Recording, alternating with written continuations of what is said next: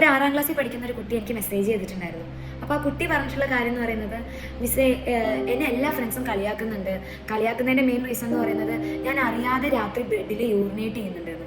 മിസ്സേ അത് എന്തെങ്കിലും പ്രശ്നമാണോ എന്തെങ്കിലും അസുഖമാണോ എന്ന് വെച്ചിട്ടാണ് ആ കുട്ടി ആദ്യം എനിക്ക് മെസ്സേജ് ചെയ്തിട്ടുള്ളത്. പിന്നീട് ആ കുട്ടിയായിട്ട് കൂടുതൽ കമ്മ്യൂണിക്കേറ്റ് ചെയ്തപ്പോൾ ആ കുട്ടി കുറച്ചും കൂടി ഓപ്പൺ ആയിട്ട് എന്നോട് കമ്മ്യൂണിക്കേറ്റ് ചെയ്തു.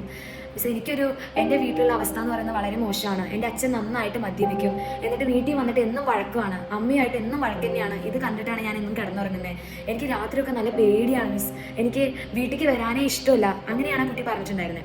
അപ്പോൾ ഞാൻ ഇതിലൊന്ന് ജസ്റ്റ് നോക്കിയ സമയത്ത് എനിക്ക് മനസ്സിലായത്, സ്ട്രെസ്ഫുൾ ആയിട്ടുള്ള ഒരു എൻവയോൺമെൻറ്റിൽ ഒരു കുട്ടി വളരുമ്പോൾ ഇൻവോളണ്ടറി യൂറിനേഷൻ ഉണ്ടാവും. അത് ആ കുട്ടിക്ക് ആ ഒരു സ്ട്രെസ്ഫുൾ ആയിട്ടുള്ള എൻവയോൺമെൻറ്റിൽ ജീവിക്കുന്നത് കൊണ്ട് ഉണ്ടാകുന്ന ഒരു അവസ്ഥയാണ്.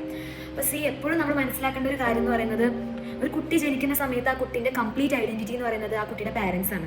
അപ്പോൾ പാരൻസ് എങ്ങനെയാണോ സൊസൈറ്റിയിലുള്ളത്, അതുപോലെയാണ് സൊസൈറ്റിയിലുള്ള ഓരോ ആളുകളും ആ കുട്ടീനെ ട്രീറ്റ് ചെയ്യുന്നത്.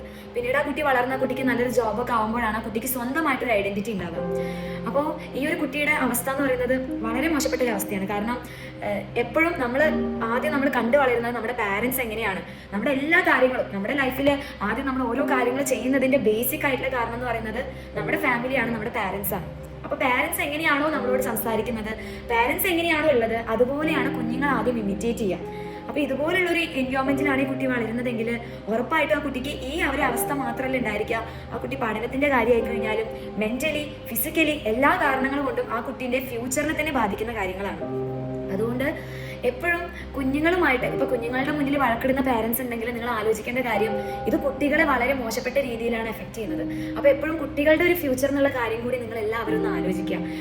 കാരണം അങ്ങനെയൊരു കണ്ടീഷൻ എനിക്ക് പോലും ആലോചിക്കാൻ പോലും വയ്യ. കാരണം അത്രയും ഉറങ്ങാൻ പോലും അവസ്ഥയില്ലാത്ത ഒരു സിറ്റുവേഷനിലാണ് ആ കുട്ടി പോയിക്കൊണ്ടിരിക്കുന്നത്.